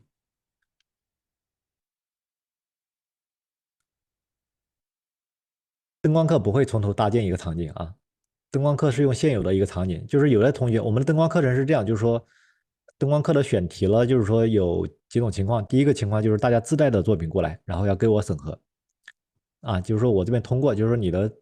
编辑是这个场景编辑是没问题的，我们就可以用它来做灯光。如果你这个场景编辑是有问题的话，我们就用课程内提供的案例去做或者是用 Fab 上面的一些免费场景去做也可以。好，灯光参考这个涉及到灯光规划图，我后面会讲的课程内会有。天塌了，以为灯光就一个场景作品，不会的灯光是一门实践课程，作品量是地边课程的好几倍啊。想问一下，老师做地边岗位应聘海外的游戏公司，哪种风格比较吃香？我觉得你首先去调研一下调研一下海外的游戏公司的一些种类。我觉得3A 的目前写实的还是比较多吧，海外，或者说我看到的海外3A 写实的会偏多一点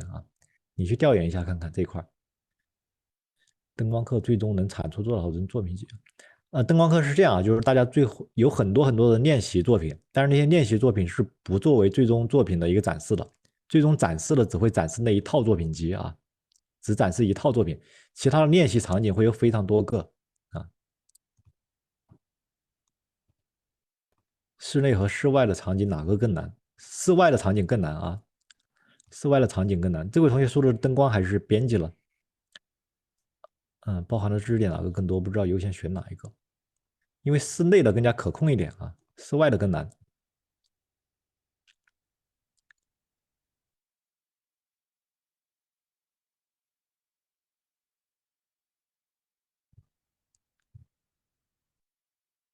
这个我在课程内会讲就是大家跟着课程节奏去走就好了。关于灯光课的选题这一块好，我们来看一下，其他同学有没有还有什么其他疑问请问想转行到游戏需要留学，需要先去留学读这个相关专业吗？还是专心做自媒体直接社招了？留学读这个相关专业吗？还是看你是在海外工作还是在国内工作如果说你在海外工作，你就走海外的那条专业线。海外的专业线肯定是去留学，然后读那个专业，然后最好能够，因为国内其实卷的比较厉害，所以说国内的作品集卷的比较快。你最好在海外最好是双赢，就是你在海外留学去读这个专业的同时，你在学一个国内的班然后两套去结合起来去做你的作品集的同时，你还能学到海外的一个专业，这样对你的帮助会更大一点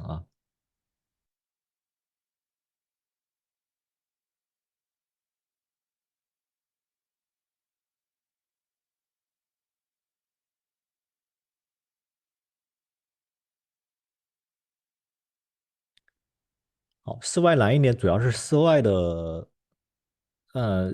更宏观就是它的那个可控度，就是或者它要把控的那个整体的那个室内还是范围比较小嘛，就是一个小范围的更可控，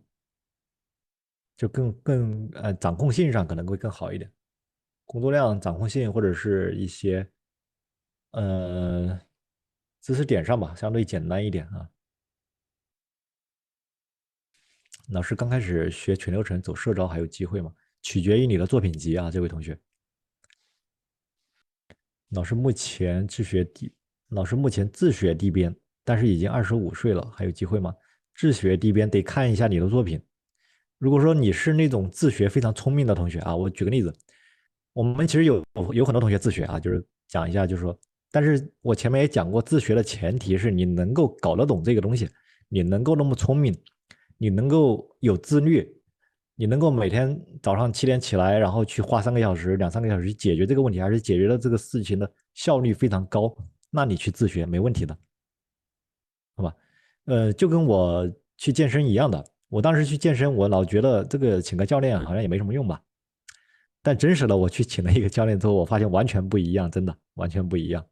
就那个教练他带着我做，跟我自己做效率完全不一样。那教练一次性啊带我做1个小时，相当于我做3天的一个动作啊，就是看你想花钱还是想花时间啊，这是一个平衡值。因为这一点我也谈到啊，就是说我们公司里面有很多30、40岁了啊，就是已经30多岁吧，30多岁已经上年纪了，37、38岁还在我们公司了。然后我也跟他们聊过这个问题，他们说他们回家要去带孩子，然后周末陪孩子，然后呢就是说他完全没有时间，但是他还要精进，因为他作为一个专家或者说作为一个专业能力者，他作为一个专业能力者，他要去解决这个问题啊。但是呢，还要面临一个问题，就是面临时间问题。这个时间他说他自己去研究这个知识点的话，他会花大量的时间，但是他已经工作这么多年了，他没有那么多时间，他只能拿钱去换时间，对吧？也就是说很多，所以说大家能够看到，在像我们大厂里面有很多35、6以上的，我们还在报课啊。你包括腾飞老师自己后面也是想着去报那个原画课啊，腾飞老师也是还要在学习的，说不定大家以后能在别的课堂里面能够碰到我啊。所以说这能够自学的话，我觉得是一个大家自己平衡一下，你是愿意花钱买时间，还是愿意花时间去省这个钱啊？自己去平衡，然后评判一下自己有没有这个能力啊。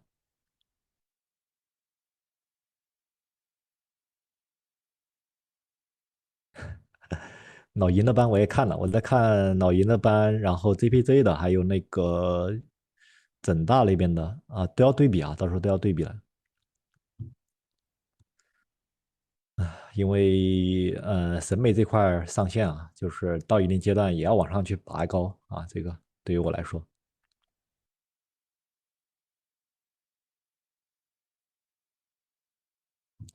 好啊，我们来看一圈，还有什么其他同学有什么问题吗？哦，我们整个的地面班以及灯光班的同学，我们下周啊，从周一开始就正式进入到就是正式周期了啊，就是正式开始16周的第一周了。那么大家下周要记得按时交作业，好吧？ZBZ 的 B 站我也看过，虽然想报过原画课，但是看着挺有意思的。对 ZBZ，我很多年前其实就关注过他们，比较资深的画师了啊。我们有很多，其实大厂里面有很多人也在报他们的班儿。就是你们能够看到的大厂里面的大佬也会报大佬的班啊。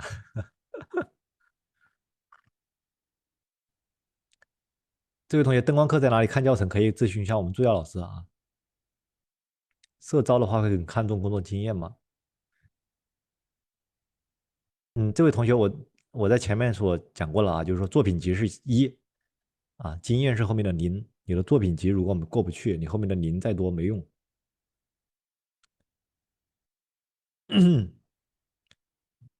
老师能聊一下现在 PCG 的趋势吗？跟大家讲一讲 PCG 这一块的话，就是程序自动化啊，程序自动化这一块，PCG 就是程序自动化的一个缩写。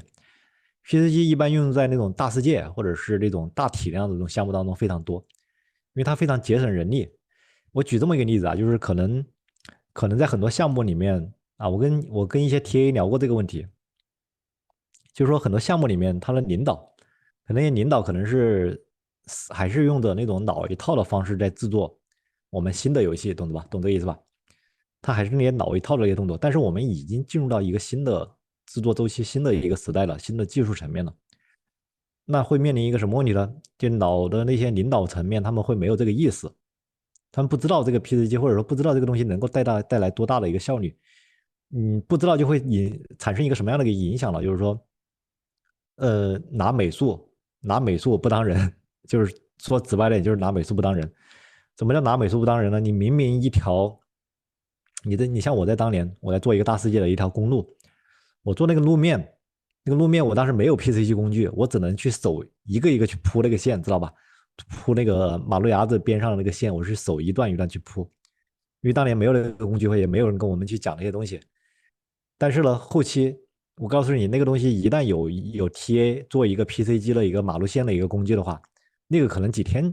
啊，一个月的工作量可能一天之内就能搞定，这就是 PCG 厉害之处啊。所以说，关于项目当中这种 PCG 的使用方式有很多地方，有很多重复的工作量都可以用这种 PCG 去制作，知道吧？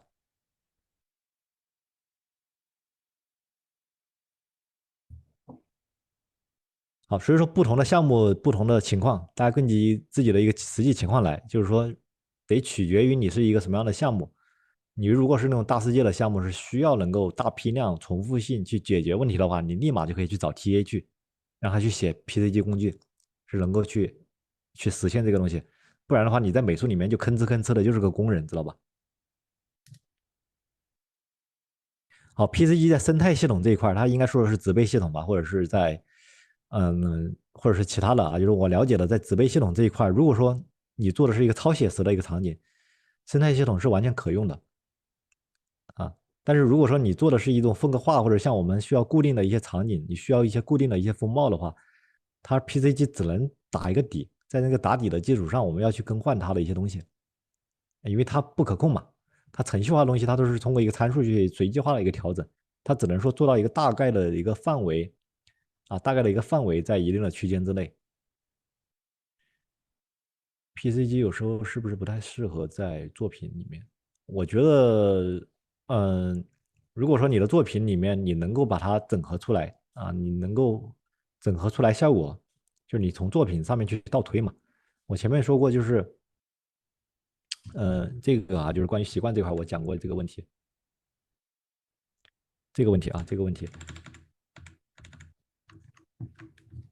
就是说只要结果能出来，不限你任何形式、方式、手段，知道吧？你用不用 PCG，我都不在意这个点，我只在意你最终的作品能不能出来啊，你能不能拿到你想要的那个结果啊？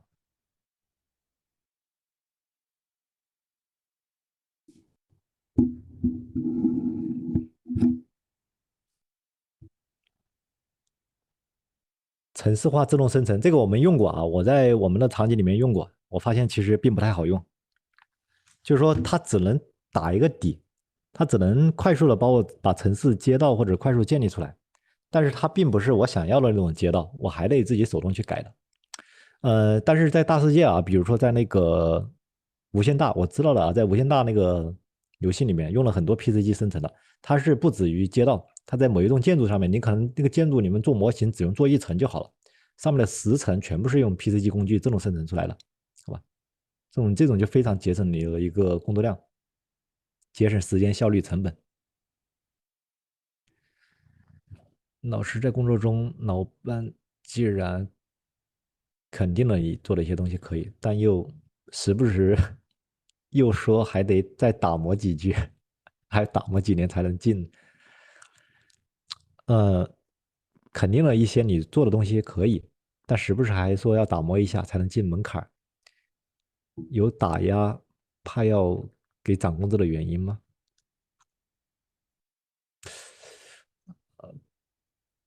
这个没太看懂啊，我再看一下。就是他肯定了你的能力，但是就不是给你涨薪是吧？是这个意思吗？我觉得你可以那个啊，你可以你的实力一定要呈现出来，就是多在网上去展现自己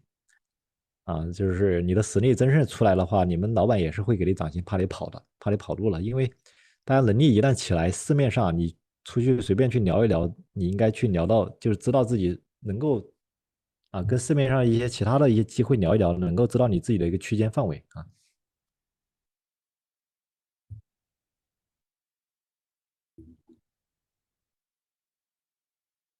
老师马上大三，有 Blender 基础，如果全流程有机会进大厂吗？好，这位同学资不好了，这位同学核心还是取决于你的作品啊。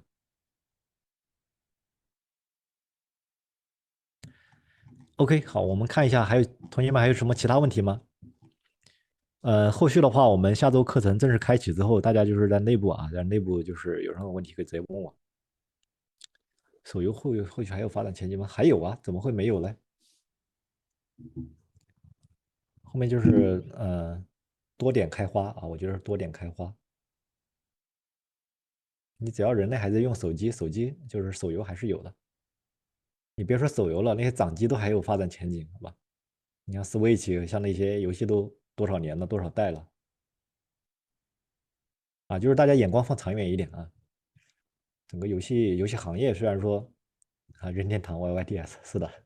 我最近在听那个，感兴趣的同学可以去听一下，就是任天堂的这个历史，在那个喜马拉雅上面就是有专门去讲任天堂这块的一个历史了，大家可以去搜一搜啊，挺有意思了啊。VR 行业是不是已经凉透了？不确定啊，这个不确定，只是说这个 VR 的设备它还没有普及开来。你要想 VR 设备如果人手一台，你觉得 VR 市场会凉吗？只能说它当下情况下可能还不够成熟啊。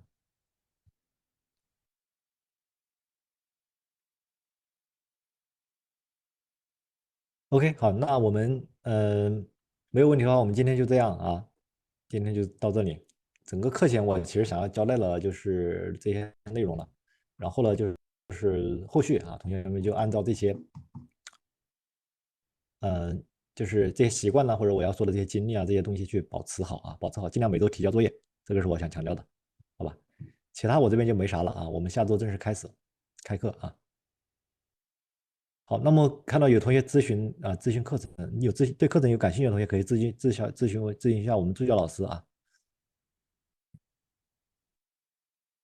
OK，好，那我们今天就到这里啊，这个应该是有录播的啊，后面会放出来，好吧？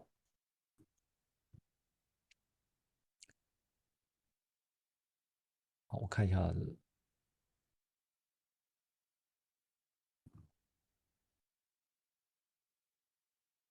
好